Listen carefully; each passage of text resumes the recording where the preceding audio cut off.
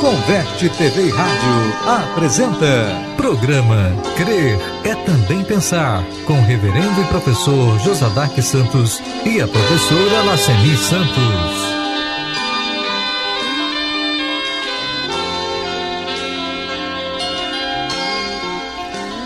Bom dia a todos e a todas, amigos, irmãos de todos os lugares. É um prazer, como sempre eu digo, mais uma vez estar nesta quinta-feira, dia 28 de junho de 2018, para mais uma apresentação do nosso programa Crer é Também Pensar. Hoje nós temos como temática a política. Em função do fato de que nós estamos em um ano eleitoral e o povo de Deus, o povo das igrejas, de um modo geral, são muito assediados pelos políticos nesse período, né?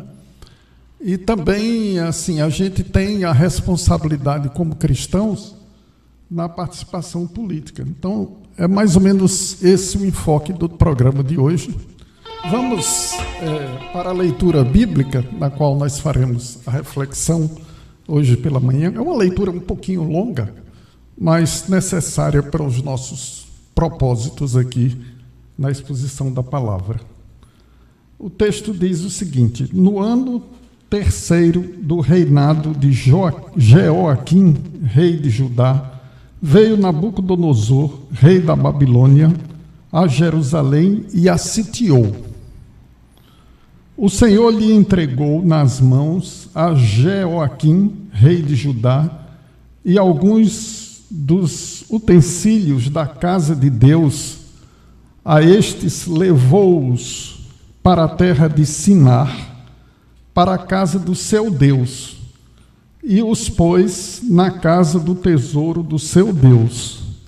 Disse o rei a Aspenas, chefe dos eunucos, que trouxesse alguns dos filhos de Israel, tanto de linhagem real como dos nobres, jovens sem nenhum defeito, de boa aparência, instruídos em toda a sabedoria, doutos em ciência, versados no conhecimento, que fossem competentes para assistirem no palácio do rei e lhes ensinasse a cultura e a língua dos caldeus.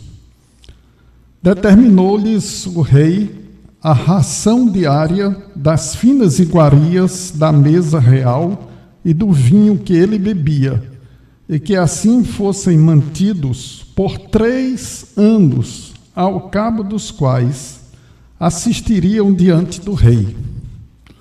Entre eles se achava, dos filhos de Judá, Daniel, Ananias, Misael e Azarias.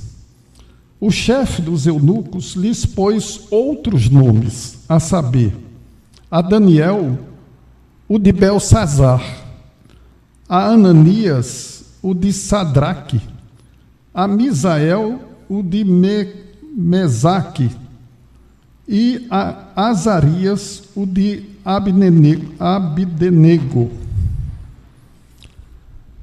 Resolveu Daniel firmemente não contaminar-se com as finas iguarias do rei, nem com o seu vinho que ele bebia.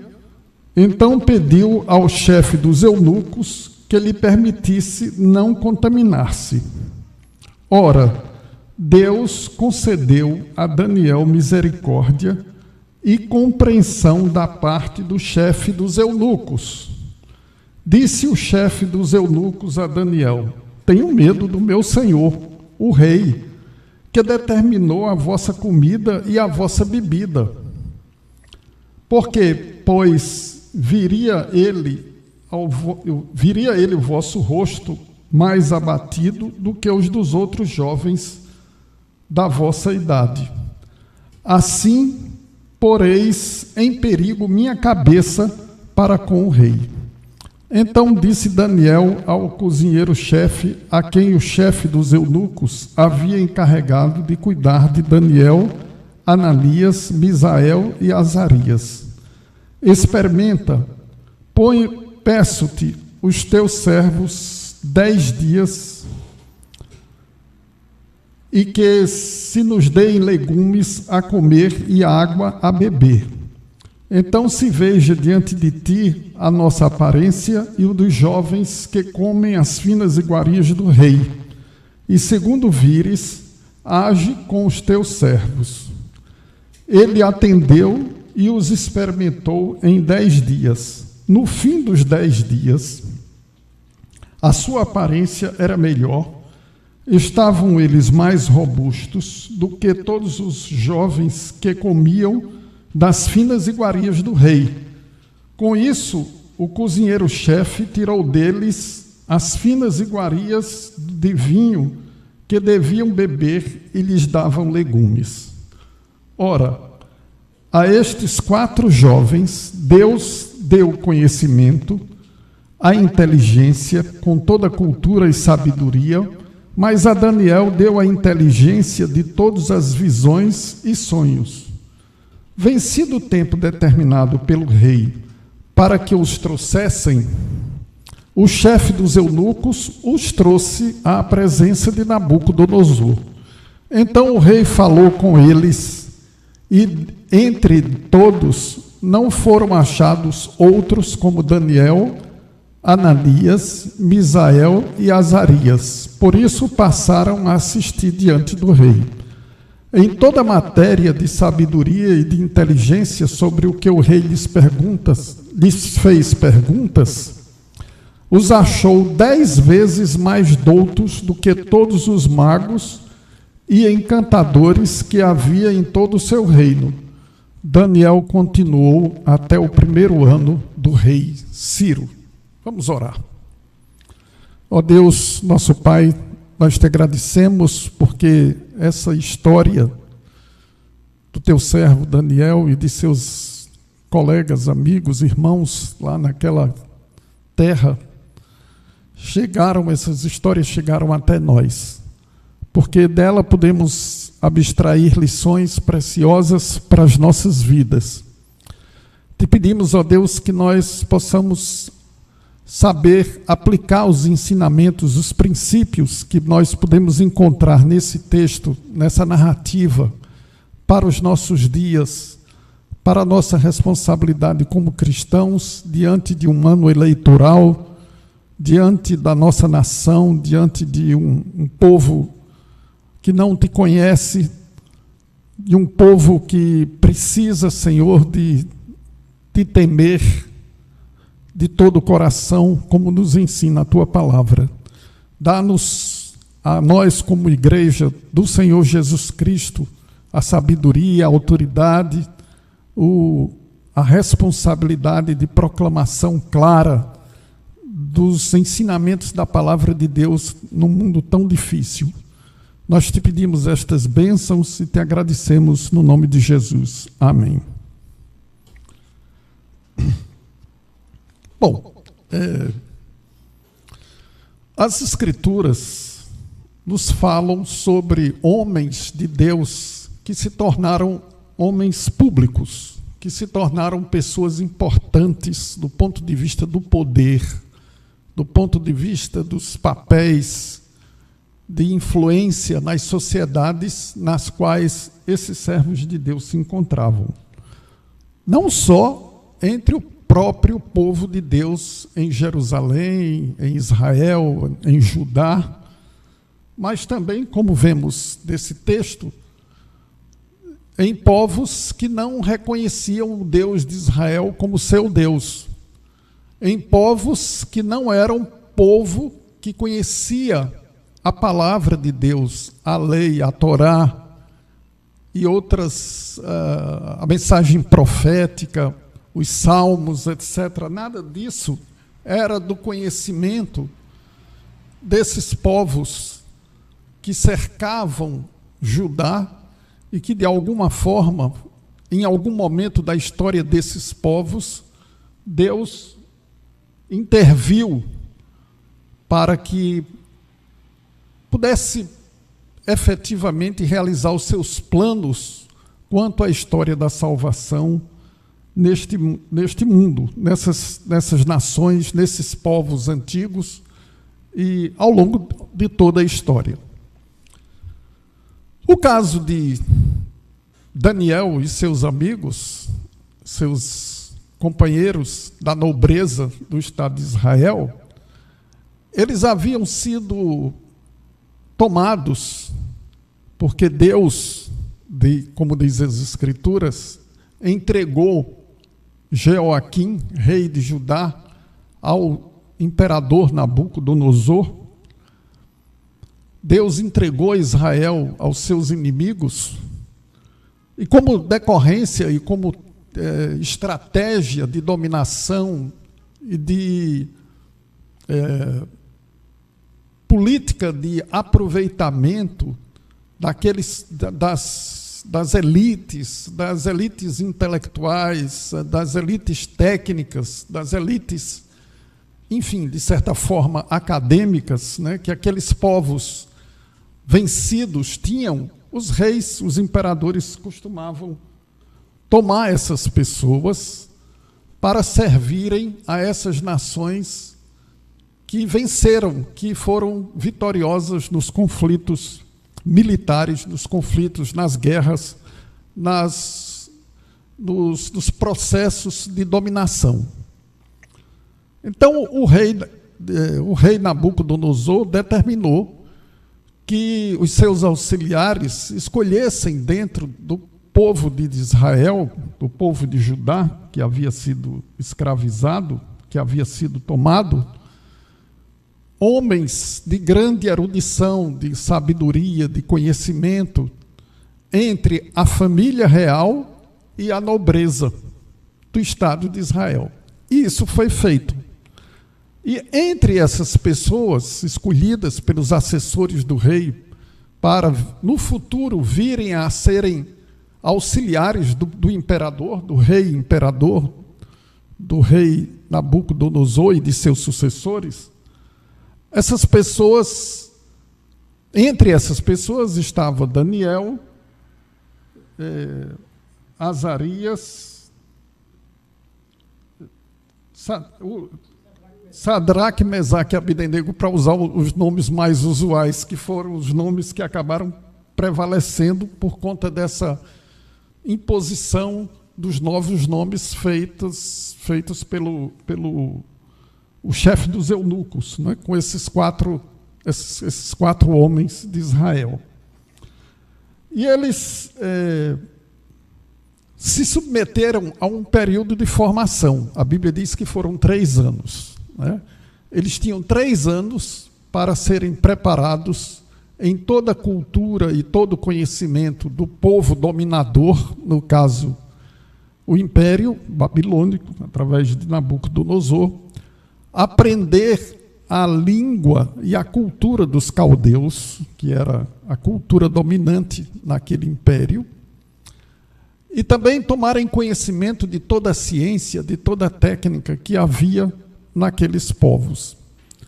Então, eram homens que já vinham do Estado de Judá, do Estado de Israel, da cultura judaica, como pessoas eruditas, pessoas de domínio, de grande conhecimento, etc., mas que ainda lhes foi acrescentada por imposição a condição de se formarem, de se prepararem de acordo com aquela outra cultura dominante, a cultura do Império Babilônico de Nabucodonosor. Essa preparação implicava, segundo o texto, que esses príncipes desses povos, essas autoridades acadêmicas, culturais, etc., membros da família real, pudessem ser submetidos a uma ração, a um cardápio, né, a uma dieta, como nós chamamos hoje, uma dieta vinculada às práticas alimentares do próprio imperador, do próprio rei, Nabucodonosor. E isso foi estabelecido para Daniel e seus amigos. Mas diz as Escrituras, no verso 8, que Daniel resolveu, certamente Daniel e seus amigos, né? Mas a Bíblia registra que Daniel resolveu firmemente não contaminar-se com as finas iguarias do rei, nem com o vinho que ele bebia. A Bíblia não diz, o texto não relata, por que Daniel tomou essa decisão.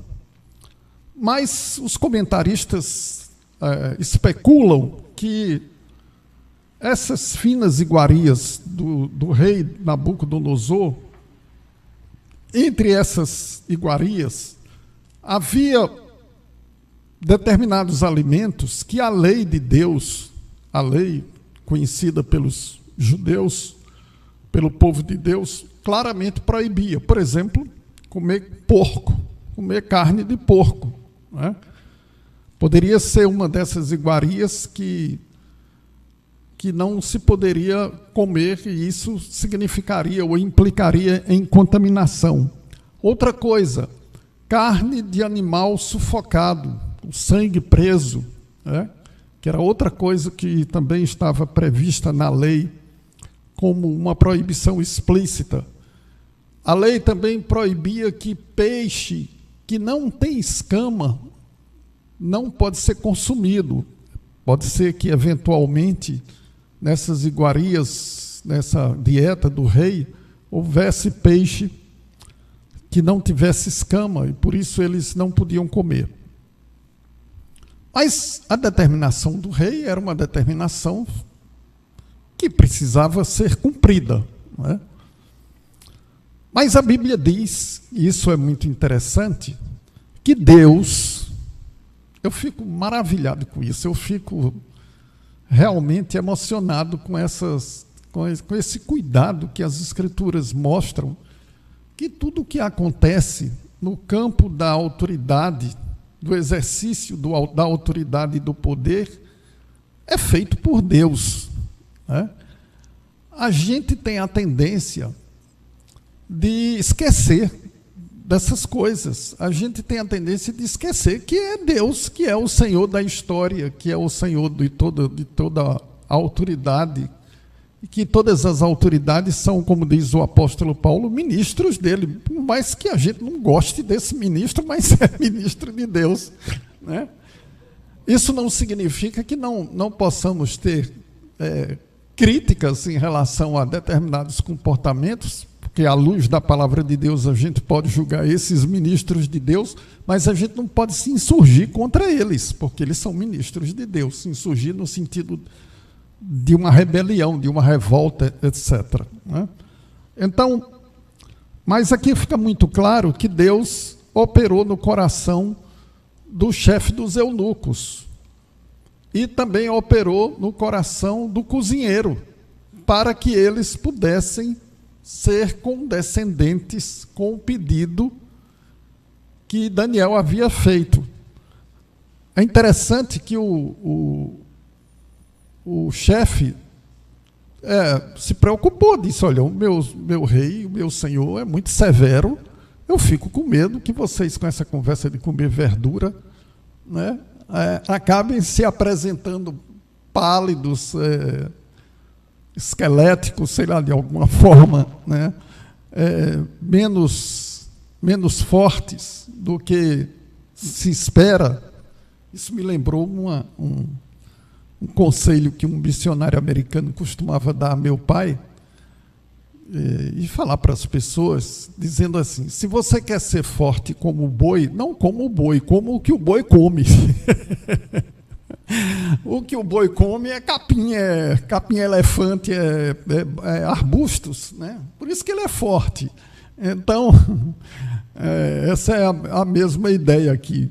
Se você quer ser forte, como ter fortaleza física, não coma carne, coma verdura, coma alimentos saudáveis, né? Certamente eles tinham uma prática de exercício, de atividade física. Naquele tempo não existia carro, não existia transporte com facilidade, as pessoas andavam muito, então toda uma atividade física era muito forte, né? Então tudo isso se juntando, e também a bênção de Deus, né, a intervenção divina aí, o cozinheiro deu 10 dias. Ele pediu 10 dias, olha, só 10 dias, você faz uma experiência aí. Se a gente não tiver melhor do que os outros, você faz o que precisa ser feito, a gente se enquadra, etc. E tal. Deixou o cozinheiro, hoje, como diríamos, o chefe, né? O chefe de cozinha, o chefe à vontade para decidir o que fosse necessário se eles não estivessem em situação melhor. E foi feita essa experiência de 10 dias, e quando eles se apresentaram ao chefe de cozinha, o chefe percebeu que eles estavam mais fortes, estavam mais com aparência melhor, né? Mais bonitos, muito mais bem dotados do ponto de vista físico, do ponto de vista da aparência, do que os outros membros das outras famílias reais e dos outros nobres de outros povos. Mas não foi só isso que aconteceu como uma intervenção sobrenatural de Deus, né? O texto diz também que eles estavam sob a incumbência dos assessores do rei para se tornarem pessoas preparadas, cultas, conhecedoras de toda a ciência, de todo o conhecimento possível dos caldeus, do povo que os dominava. E a Bíblia diz que Deus concedeu a Daniel e seus amigos conhecimento, sabedoria, né? E a Daniel deu algo diferenciado, que foi a capacidade de interpretar sonhos, que seria muito importante para o futuro a própria preparação de Deus, que Deus estava fazendo com o seu servo Daniel, com relação a esse império, a esse domínio, né? Em relação às futuras visões que os reis teriam, sonhos, etc., e Daniel tinha a responsabilidade de interpretá-los. Mas aos outros colegas, amigos de Daniel, irmãos, foi dada também uma bênção de conhecimento e de erudição, mas sem essa peculiaridade que foi exclusiva do profeta Daniel. Bom, fim do período de 3 anos, né, esses 4 homens foram apresentados ao rei, e o texto diz que o rei os achou 10 vezes mais doutos do que todos os outros doutores, todos os outros eruditos do império, tanto dos outros povos como da própria Babilônia, né? Isso certamente causou uma tremenda impressão ao rei Nabucodonosor e posteriormente aos seus sucessores por essa diferenciação que Deus deu aos seus servos naquele contexto. Então, bom, mas vejam, eles estavam numa posição de autoridade. Existem outras experiências da história do povo de Deus, como a história de José, né? José do Egito, que se tornou praticamente o vice-rei do Egito, naquele período em que ele esteve tomando conta dos anos de seca, etc. Daniel aqui estava numa posição inferior à de José no Egito, Daniel e seus amigos, mas nem por isso estavam fora do âmbito da influência sobre a sociedade do seu tempo e aquela sociedade estrangeira, daquele povo opressor, daquele povo dominador, né?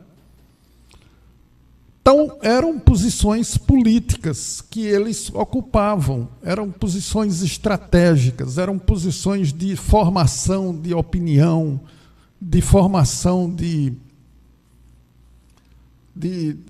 tomada de decisões, espaços de tomadas de decisões que eles ajudavam ao governo daquele tempo. Isso de forma claramente preparada por Deus, em primeiro lugar, e em segundo lugar, sob o comando do rei Nabucodonosor. Mas a nossa realidade hoje é muito diferente daquela. O nosso contexto hoje é muito diferente daquele. Primeira coisa que eu sempre gosto de lembrar, de salientar, é o fato de que, ao contrário da antiguidade clássica, ao contrário do período do apóstolo Paulo, ali no primeiro século da era cristã, dos imperadores daquela época, ao contrário até do período em que nós tínhamos as monarquias absolutistas no início do Estado moderno, todo o papel do cristão ou da pessoa que ama a Deus, que conhecia a Deus, que conhecia o Deus de Israel, esse papel se limitava à obediência às autoridades constituídas. Com o advento da modernidade, com o advento da democracia, da república, né, com o advento da participação popular, do governo do povo,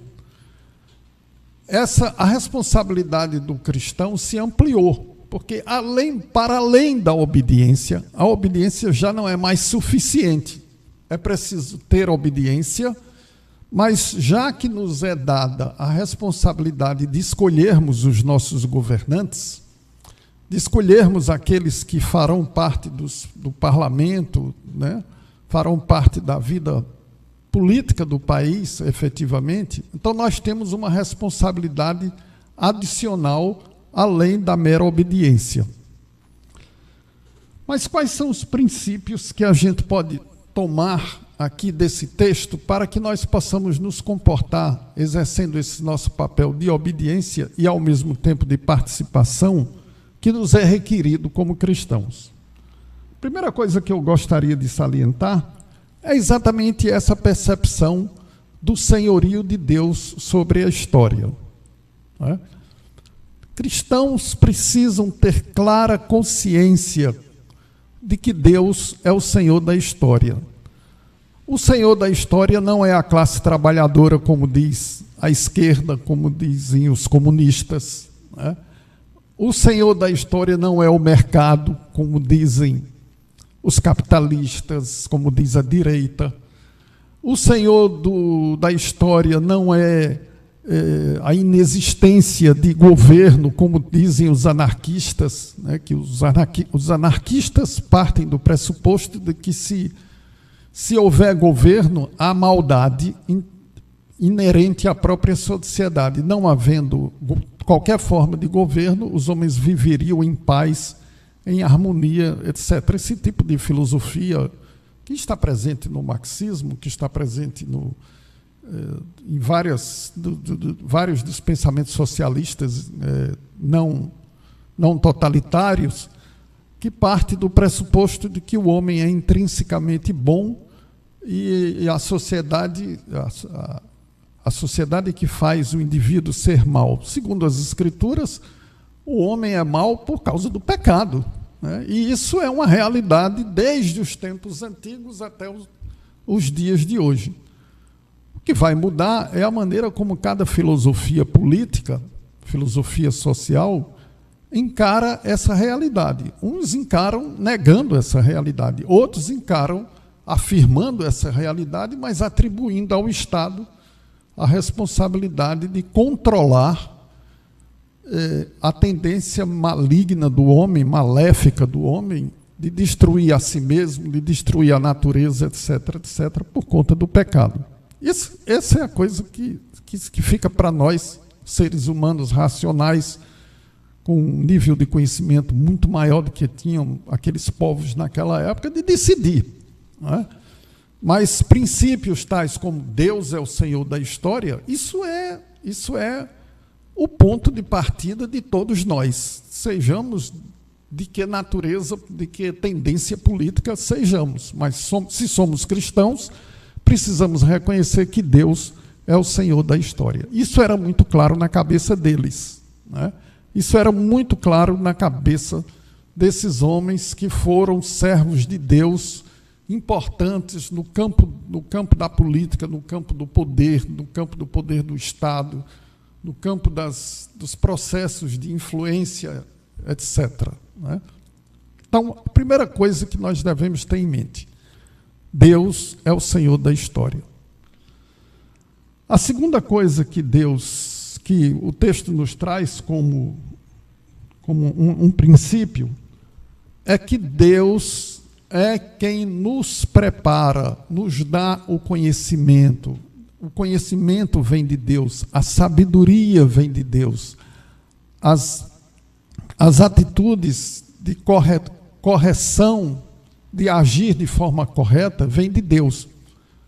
Mas isso não nos exime da responsabilidade de estudarmos.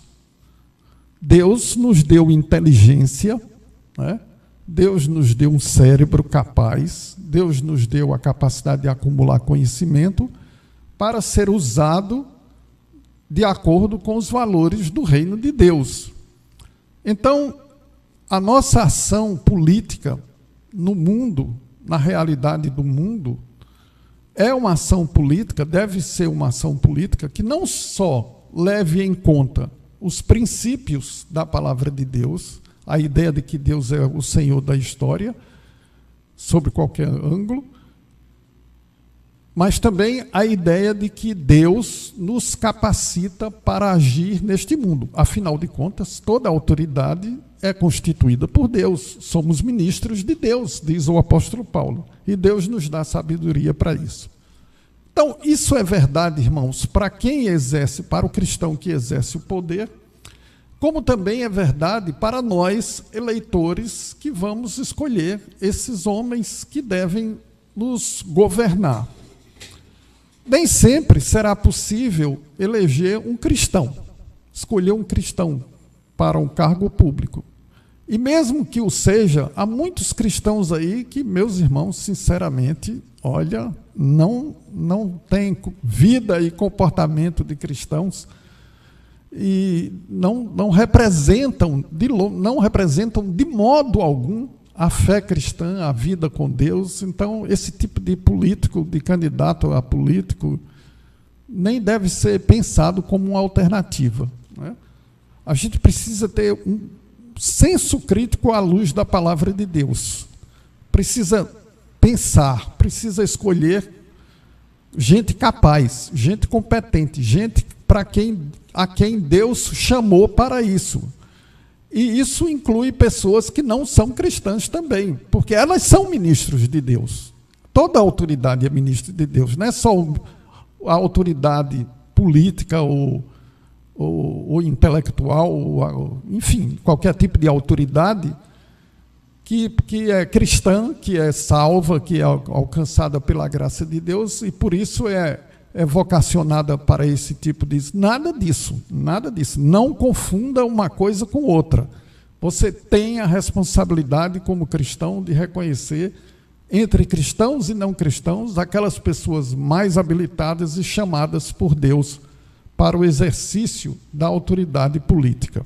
Isso significa que nós temos liberdade, mas temos a responsabilidade de pedir a Deus a iluminação para as decisões que a gente precisa tomar, né?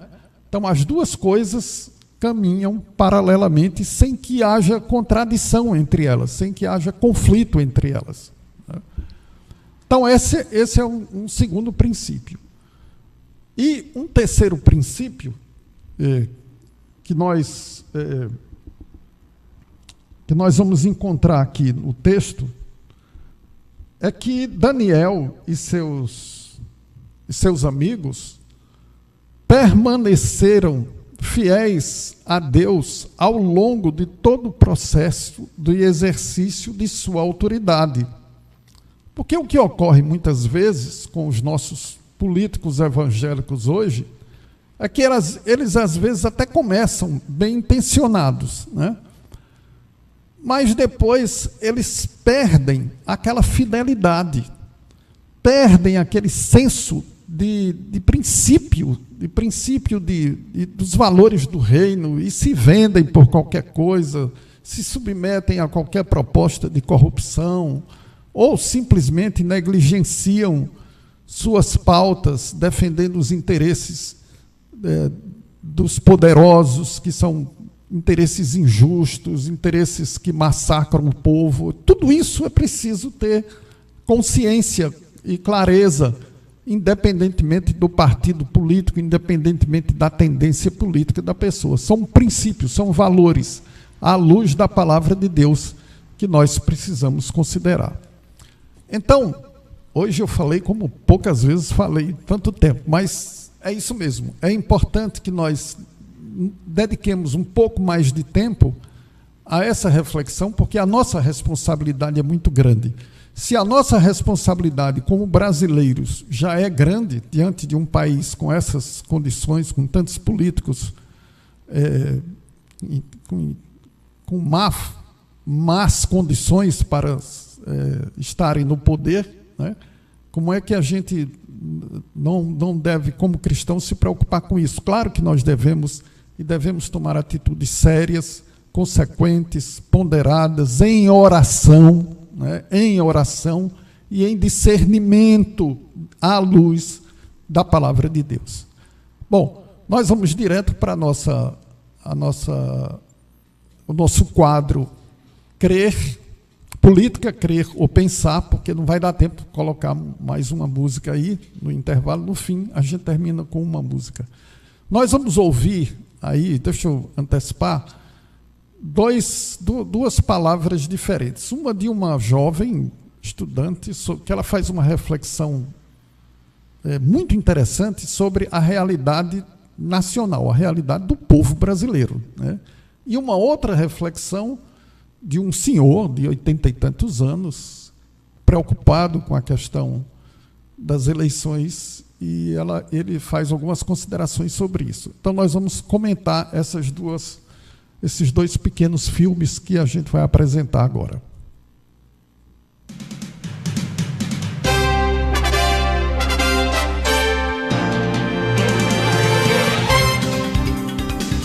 Política, Crer ou Pensar?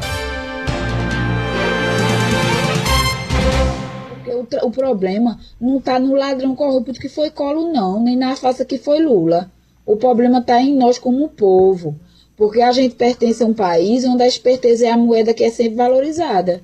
É um país onde a gente se sente o máximo porque consegue puxar a TV a cabo do vizinho, a gente frauda a declaração de imposto de renda para poder pagar menos imposto. Onde há pouco interesse pela ecologia, onde as pessoas atiram lixo na rua e depois reclamam do governo porque não limpa os esgotos. Saqueia as cargas dos veículos acidentados, o camarada bebe, depois vai dirigir, pega um atestado sem estar doente só para poder faltar no trabalho, viaja a serviço de uma empresa, o que é que ele faz? Se o almoço foi R$10, ele pede a nota fiscal de 20, entra no ônibus, se senta, se tem uma pessoa idosa, se faz que está dormindo. E quer que o político seja honesto, o brasileiro está reclamando de quê? Como matéria-prima desse país, a gente tem muita coisa boa, mas a gente falta muito para a gente ser o homem e a mulher que nosso país precisa. Porque eu fico muito triste quando uma pessoa, ainda que Dilma renunciasse, hoje, o próximo seria a suceder, ela teria que continuar trabalhando com essa mesma matéria-prima defeituosa, que somos nós mesmos como povo. E não poderá fazer nada, porque enquanto alguém não sinalizar o caminho destinado a erradicar primeiros vícios que temos como povo, ninguém servirá, não. Nós é que temos que mudar. Um novo governante, os mesmos brasileiros, não pode fazer nada, não.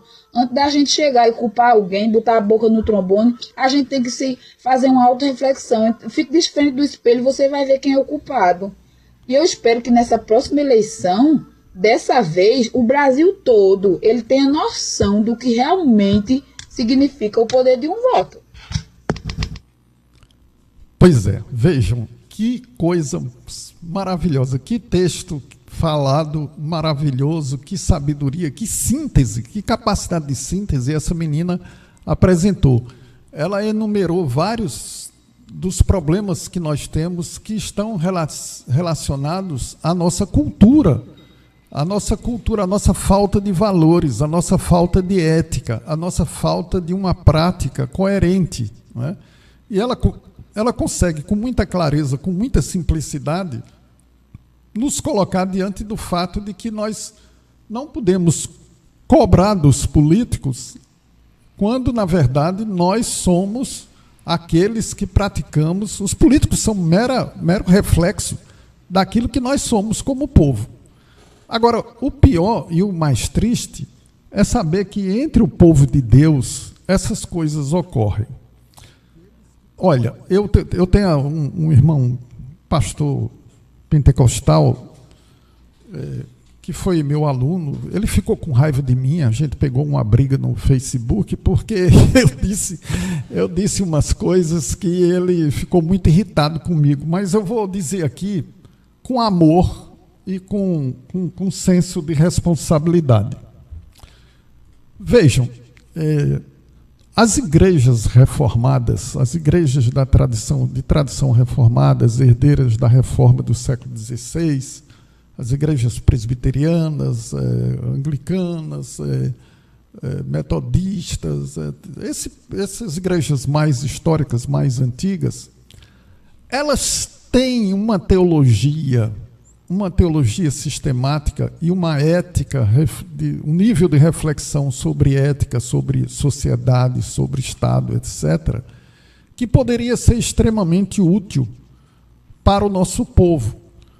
Mas nós, históricos, somos irresponsáveis quanto a isso. Os nossos pastores não estão preparados para falar sobre isso, não estudam sobre isso. O povo também contribui porque não gosta dessas coisas. O povo não gosta porque o povo não tem uma formação, o nível educacional do nosso povo é muito baixo, é muito ruim.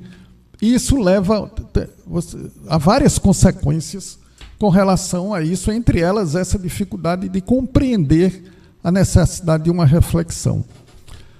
Ora, se entre os históricos que têm toda essa bagagem teológica isso não ocorre, você imagine entre os irmãos pentecostais. O nível de reflexão sobre isso é muito baixo, é inexistente. Então, os cristãos pentecostais estão sempre historicamente, infelizmente, e agora os neopentecostais, na dianteira de tudo que não presta, de comportamento político irresponsável, envolvido com bandidagem, com corrupção, etc. Quer dizer, uma tristeza, uma lástima, uma coisa vergonhosa, uma coisa que não tem cabimento.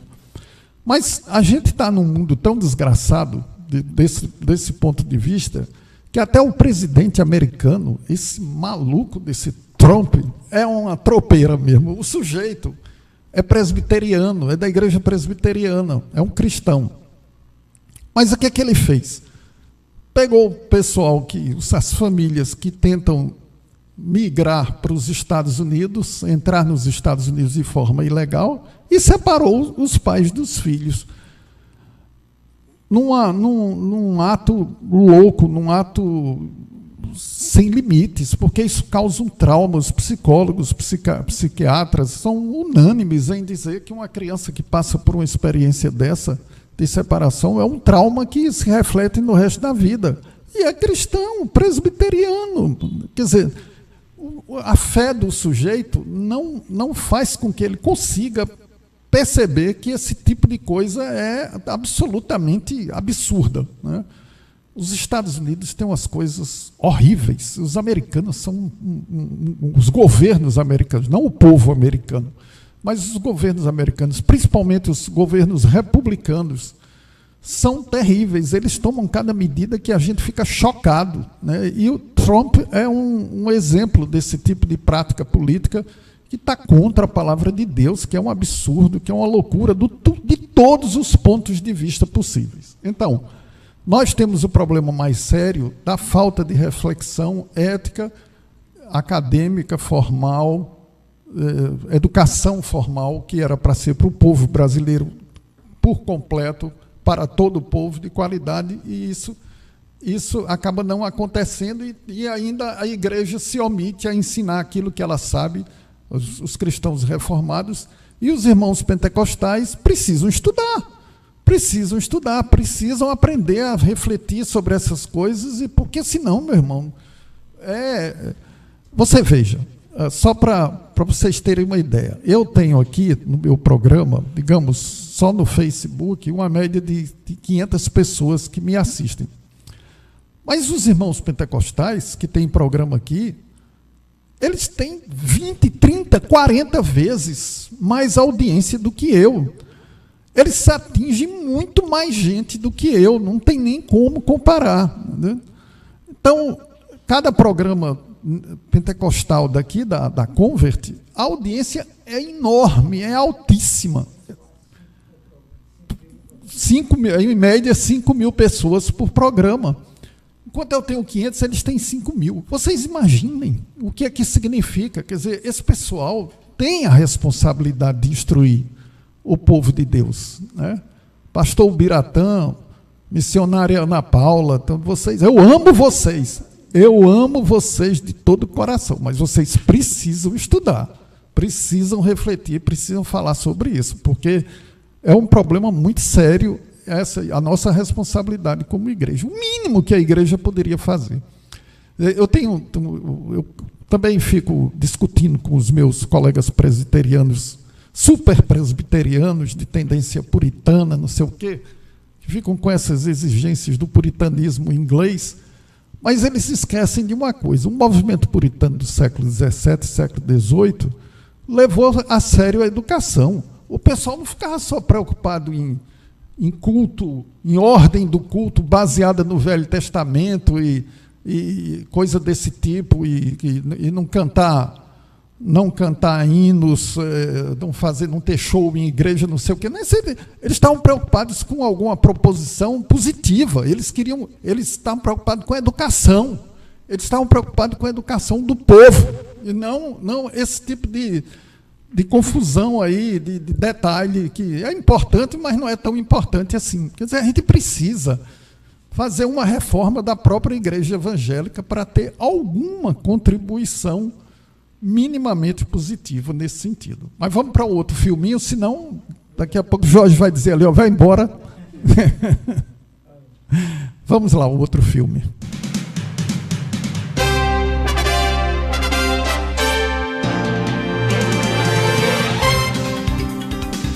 Política, crer ou pensar? Peraí, como é que é o seu nome antes de mais nada? Jean. Jean. É. Pois é, o Jean me pediu aqui para eu compartilhar com vocês o que agora na viagem de avião de Curitiba para São Paulo, eu conversei com todos os passageiros, que é o seguinte: eu recebi um e-mail com uma proposta que me pareceu bastante oportuna e muito importante, que é a seguinte: nessas eleições só votar em cara nova, só cara nova. O que acontece com isso? Só votando em cara nova, os que hoje estão lá, câmaras, deputados, Senado Federal, eles não são reeleitos. E com isso nós estamos desmanchando as quadrilhas, porque nós estamos colocando cara nova no lugar deles. Um outro aspecto importante também é que eles não sendo reeleitos, eles perdem um foro privilegiado. O que é o foro privilegiado? Os políticos, eles têm uma justiça privilegiada. Os crimes que eles cometem só podem ser julgados pelo Supremo Tribunal Federal, que é composto por 11 ministros, todos os 11 nomeados por quem? Pelo Presidente da República. Com aprovação de quem? Câmara dos Deputados e Senado Federal.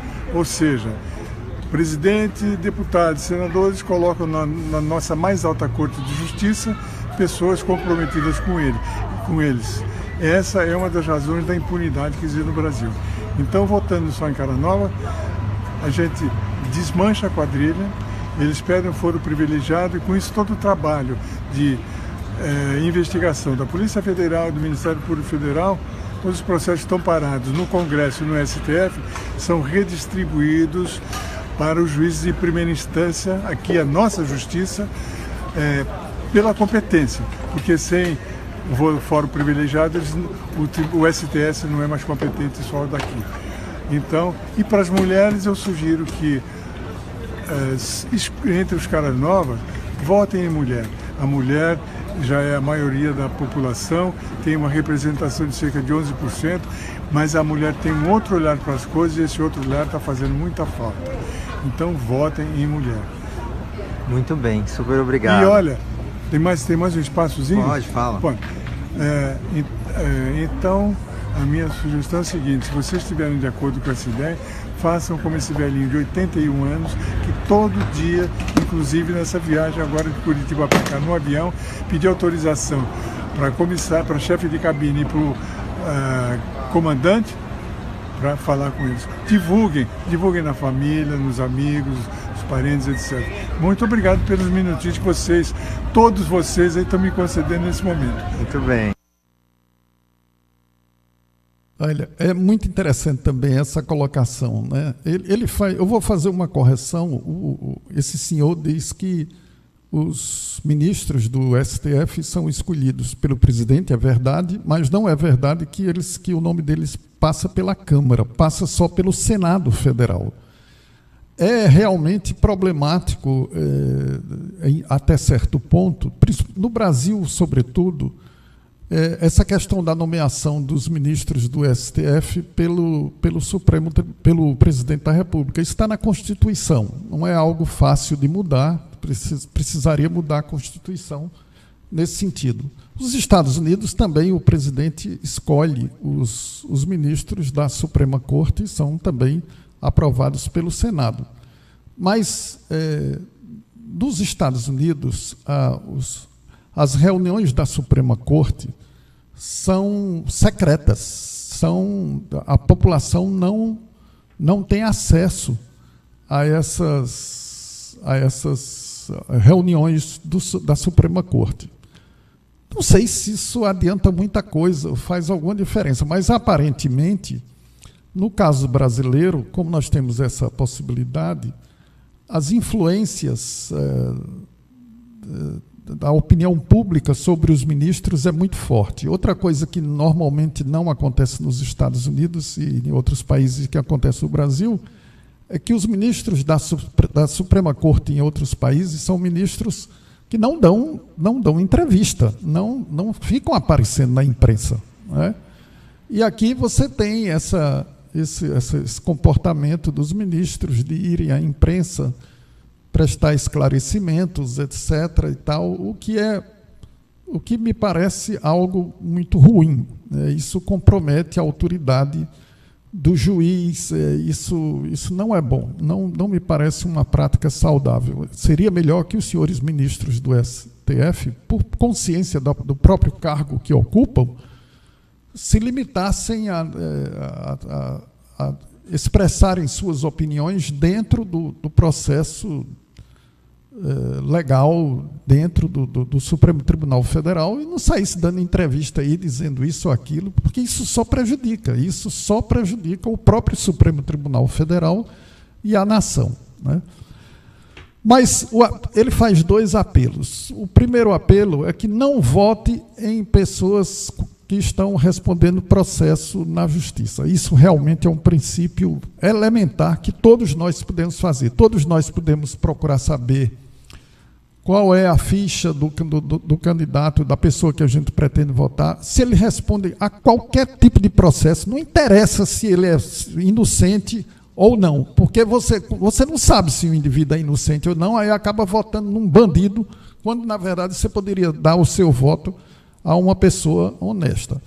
Eu sei, nós sabemos, que existem políticos que são honestos, que são gente séria, de vários partidos, tanto do PT como do Demo, nós temos o exemplo aqui, que eu acho que não resta a menor dúvida sobre isso, de gente que é do partido do Bolsonaro, e é gente honesta, gente direita, né? Então, e tem gente também do PT que é gente direita. Então, não é questão de ser direita ou esquerda, é questão da gente analisar quem é a pessoa e que vida ela tem, né? Outra coisa, vamos ter cuidado, gente, para não votar em gente oportunista, gente que quer um emprego, que quer uma boquinha, entendeu? Tem que levar a sério esse negócio da vocação da pessoa, do trabalho que a pessoa tem junto à sociedade. E vamos ser mais criteriosos, vamos trocar voto por amizade, por isso, por aquilo, outro. Isso é muito sério para estar fazendo esse tipo de coisa. Porque o pastor disse que é para votar em fulano ou cicrano, isso é outra coisa errada. Pastor não tem que estar se metendo nisso, não. Pastor e igreja não é para se meter nisso. Pastor, um dia desse o Hernandes Dias Lopes falou uma palavra até sensata, até certo ponto, que eu concordei com ela em 99%, mas ele acusou a igreja de se tornar vulnerável à influência dos políticos que nessa época procuram os pastores, etc. Eu acho que ele está errado. A culpa é nossa, é dos pastores. Eu falo porque eu sou pastor. Eu não falo de fora, não, eu falo de dentro. A culpa é nossa, é dos pastores que abrem os seus púlpitos, que dão oportunidade a esses picaretas, sobretudo picaretas, gente que não tem ética, não tem valor nenhum e tem acesso às igrejas, porque os pastores permitem, não são as igrejas. O povo não é o culpado disso, não, a culpa é dos pastores. Outra coisa, a outra coisa que ele fala sobre votar nas mulheres. Eu concordo com esse ponto de vista dele, de que as mulheres são, em princípio, melhores para o nosso país do que os homens. Mas é claro que também isso é relativo. Você tem que ter o mesmo critério, porque tem mulher que não tem ética nenhuma, que não tem juízo, que não tem vocação, não é votar na pessoa só porque é do sexo feminino. Mas até certo ponto faz sentido escolher mulheres, porque a representação feminina é muito baixa. Ele falou em 11%, eu estou na dúvida se é 10% ou 11%, eu acho que é 10%, né, que nós temos de parlamentares mulheres. Realmente as mulheres precisam votar nas mulheres e os homens precisam votar nas mulheres para aumentar a participação das mulheres no processo. Mas o critério não é esse, não é sexo, não é o fato de ser mulher. É o fato de ser, além de ser mulher, precisa ter proposta, ter vocação, ter envolvimento com a sociedade, ter noção do que está para o cargo que vai ocupar, e não ser qualquer um nesse sentido, né? Então, são essas as considerações de hoje. Eu vou continuar dedicando o tema política ou outros programas subsequentes. Eu tenho pessoas para serem entrevistadas, inclusive um dos programas, será sobre a urna eletrônica. Eu vou trazer aqui uma pessoa do TSE, do Tribunal Regional Eleitoral, um ex-aluno meu, olha como eu estou velho, um ex-aluno meu, né, que hoje é uma autoridade aí do TSE de Sergipe, e eu já falei com ele, para ele vir aqui falar a gente sobre a urna eletrônica, porque a direita aí anda espalhando que a urna eletrônica é isso, é aquilo outro, não sei o quê. Isso, eu quero ouvir um técnico sobre isso, sobre o que o TSE faz para garantir que os nossos votos que as nossas eleições são eleições limpas do ponto de vista. A gente precisa melhorar a cabeça do brasileiro. É nós que precisamos mudar, não é questão de máquina, é questão da nossa mente, dos nossos valores que a gente precisa colocar para frente. Bom, muito obrigado, agradeço a todos a audiência, não comentei nada sobre ninguém, como vocês já sabem, eu sou muito fraco nisso, mas a todos os que nos prestigiam, eu agradeço a audiência, peço a Deus por vocês, que os abençoe e que eu possa ser instrumento nas mãos de Deus para vocês. Jorge, já engoli mais 1 minuto ou 2 aí, mas tudo bem.